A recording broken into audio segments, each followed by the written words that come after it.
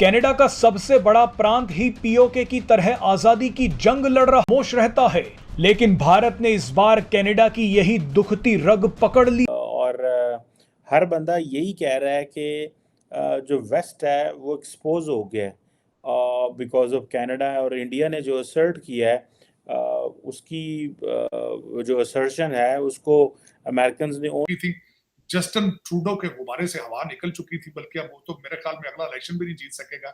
लेकिन this has proven कि if you economy is strong, you are strong. ये country Canada वाले सोचते हैं अपने आप को एक डेवलपिंग कंट्री हमारे कंट्री का वीजा बंद कर दे, ऊपर से हम एफएटीएफ में चले गए सर। हमने वहां पे अब इनको माफी ही मांगनी पड़ेगी और कोई चारा नहीं है।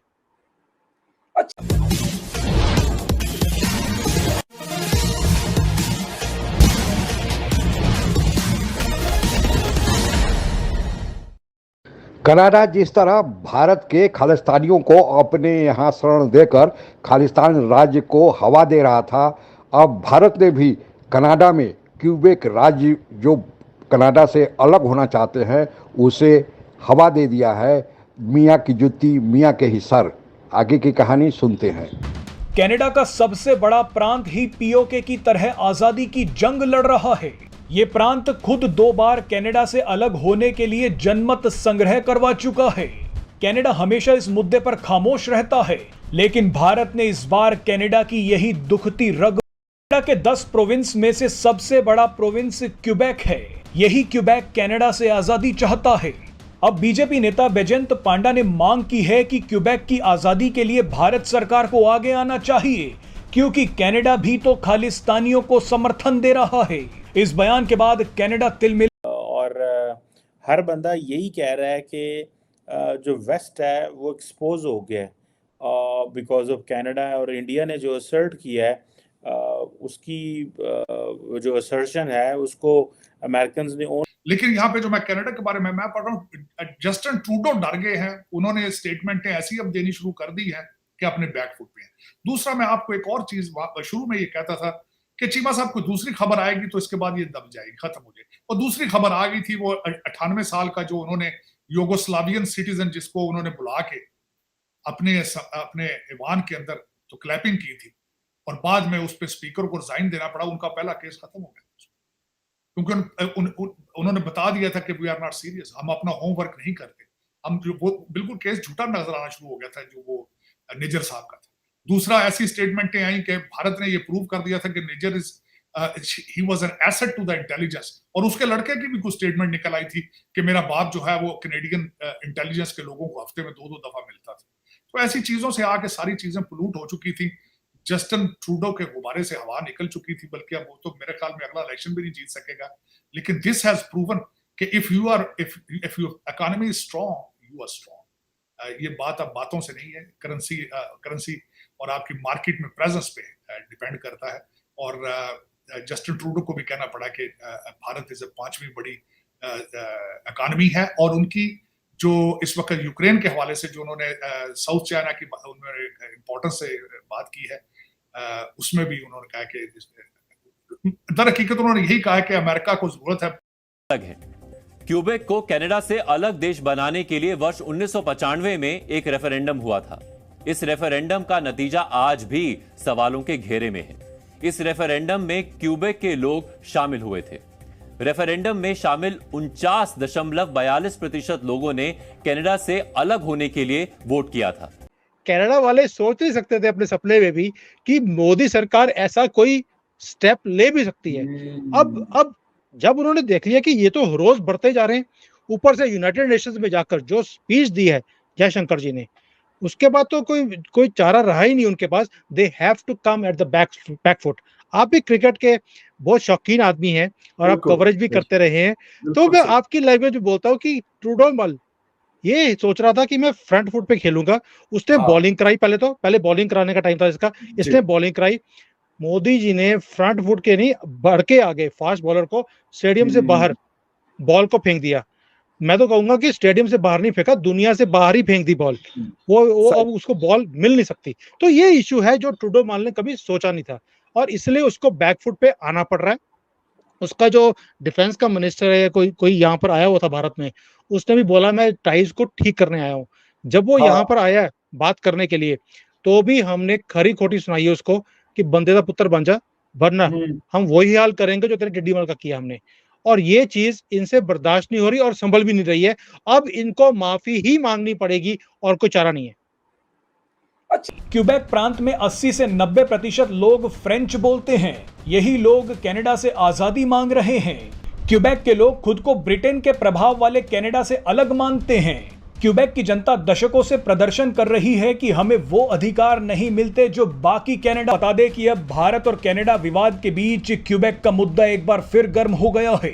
आप ये जानकर हैरान हो जाएंगे कि जिस समय भारत और कनाडा के बीच विवाद चल रहा है, ठीक उसी वक्त क्यूबेक के लाखों लोग सड़कों पर जस्टिन ट्रूडो का विरोध कर रहे हैं। ठीक है, इसमें India look victorious, China look defeated, Canada look defeated, और दूसरा उनके हालात एक इकोनॉमी वैसे खराब थे। आज उन्होंने एक और नया काम किया है। आज इलॉन मस्क भी उनके पीछे पड़ा हुआ है। उन्होंने कनाडा में एक नई खबर आई है कि जो लोग ब्लॉगर हैं, जो लोग ब्लॉग बनाते हैं, वो भी अपने आप को गवर्नमेंट के साथ रजिस्टर कराएं। तो पहले वो जो कहते थे कि this is freedom of expression है, हम फ्रीडम ऑफ एक्सप्रेशन पे बिलीव करते हैं, आज उन्होंने वो करके अपना वो भी कंट्राडिक्ट कर दिया है। आज सारा दिन सुबह से लेकर शाम तक आज मीडिया हमारा यहाँ पे यही कह रहा था, ये किस तरह की फ्रीडम ऑफ स्पीच है कि निजर साहब को और पॉलिटिकल असाइलम वालों को कह देते हैं कि this is freedom of speech, लेकिन अब ब्लॉगर हैं उनको कह रहे हैं कि रजिस्टर कराएं अपने आप को, तो हम आपको ब्लॉग नहीं बनाने देंगे। So basically, Canada is not in a good shape economically and politically at the same time. लोग, मैं आपको बता रहा हूँ, मुसलसल भारतीय जो खासकर सिटीजन है, मुसलसल वो पहले ही यहाँ से कोविड के बाद उनके हालात ठीक नहीं हुए थे, वो बेच के अपनी प्रॉपर्टियां और एसेट्स भारत शिफ्ट हो रहे थे। मैं कई लोगों को पर्सनली जानता हूँ, they are moving back to India. Madam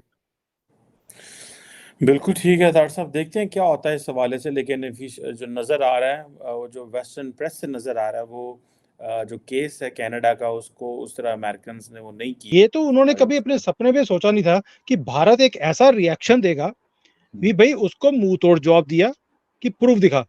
अब प्रूफ उसके पास है नहीं। ऊपर से हमने की वीजे कैंसिल कर, कैनेडियंस के वीजे। कभी ये अपने सपने में सोच नहीं सकते थे कि हम एक डेवलप्ड कंट्री, कनाडा वाले सोचते हैं अपने आप को एक डेवलपिंग कंट्री, हमारे कंट्री का वीजा बंद कर दे। ऊपर से हम FATF में चले गए सर। हमने वहां पे कनाडा किसी समय फ्रांस के आधिपत्य में था। जिस तरह भारत ग्रेट ब्रिटेन के आधिपत्य में था, उसी तरह कनाडा फ्रांस के आधिपत्य में था।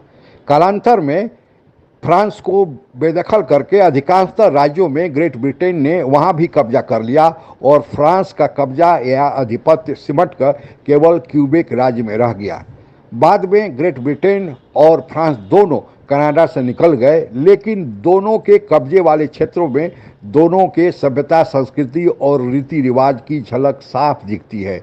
यही कारण है कि आज का जो कनाडा है उसमें जो क्यूबेक प्रांत है वहाँ पर फ्रांसीसी झलक मिलती है। वहाँ पर अधिकांशतः लोग फ्रांसीसी बोलते हैं और वे अपने को कनाडा, जो मूल कनाडा से अलग मानते हैं। यानी यहाँ पर ग्रेट ब्रिटेन का रीति रिवाज और उसी की सभ्यता संस्कृति चलती है।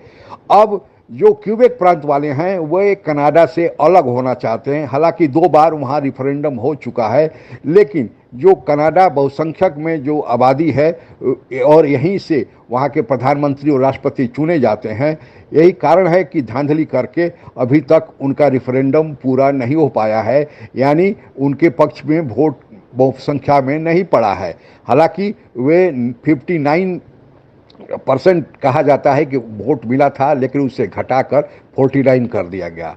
अब चूंकि भारत में खालिस्तानियों के अलग राज्य की मांग को कनाडा हवा दे रहा है और यहाँ से भागे खालिस्तानी आतंकियों को शरण दे रहा है, तो भारत ने भी कनाडा के उस क्यूबेक प्रांत में चिरगारी लगा दिया है। भारत के खालिस्तानी तो भारत में रेफरेंडम नहीं कर सकते, लेकिन क्यूबेक प्रांत वाले तो कनाडा में रहकर ही रेफरेंडम कर रहे हैं।